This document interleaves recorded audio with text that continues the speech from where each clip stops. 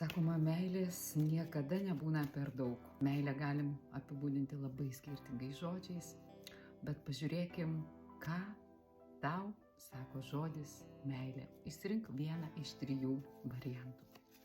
Pirmas, antras ir trečias. Kas tau yra meilė? Pirmas variantas. Sandalfonas. Meilė tai yra jėga. Kada mes jaučiam meilę, mes jaučiamės stiprus.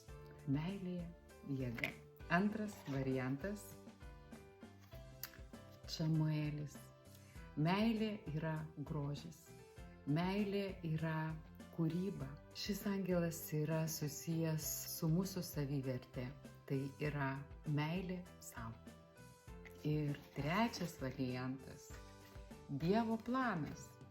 Viskas yra Dievo planas. Meilė tai irgi savotiškas Dievo planas.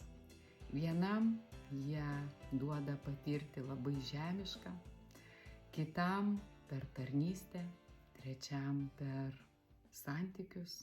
Noriu palinkėti, kad ši diena būtų įsimintina ne vien tik tai per širdeles, bet ir pagalvoti apie tai, o kasgi man yra ta meilė, kada aš jaučiu meilę ir kokia yra ta meilė.